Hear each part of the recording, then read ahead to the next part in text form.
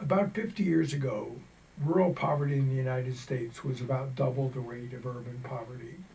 And President Johnson at that time did two things. He created a National Advisory Commission to study rural poverty and recommend ways of reducing it, and he declared war on poverty.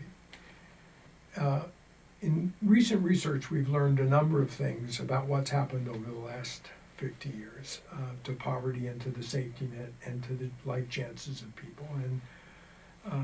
And I'd like to summarize these in terms of four takeaway messages. The first is that poverty has been reduced in the United States, and rural poverty, which once was higher than urban poverty, is now actually less than rural poverty using the supplemental poverty measure. So poverty has been reduced.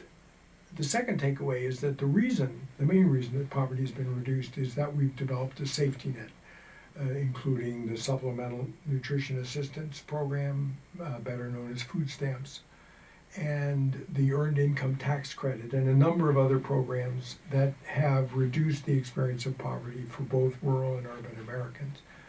But it's worked better in rural areas and reduced poverty more in rural areas than it has in urban areas.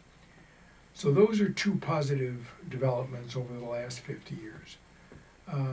But there are some dark clouds on the horizon, you might say, and in terms of two other takeaway things that we've learned from research. The first is that the traditional pathways out of poverty, which are education, marriage, and work, are now pathways less traveled than they used to be.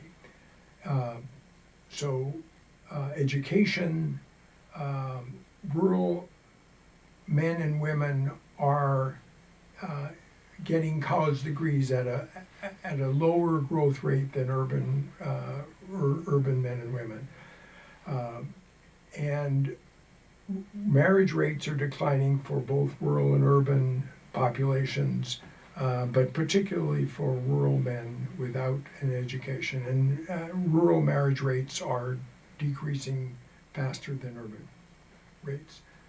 And labor force participation is decreasing across all populations, but it's particularly decreasing among rural men without a high school education. So the pathways out of poverty are now less used than they used to be. The fourth takeaway is that the environment, the economic environment in which rural and urban people work is deteriorating.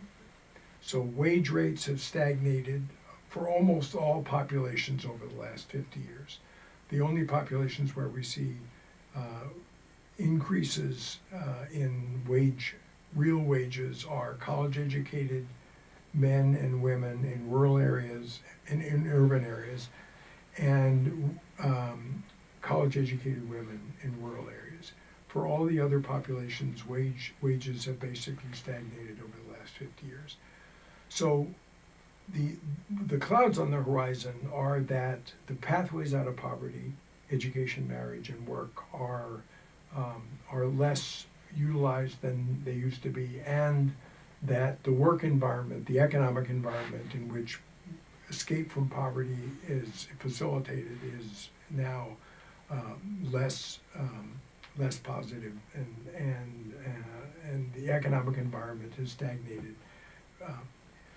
So going forward,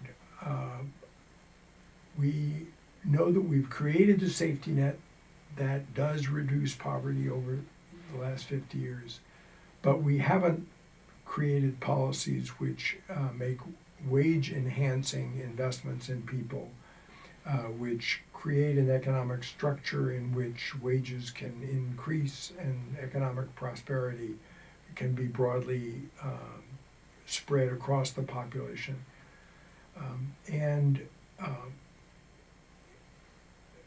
We need to understand better how we can change the structure of opportunity in this country going forward, so that economic opportunity can be broadly spread across rural and urban populations.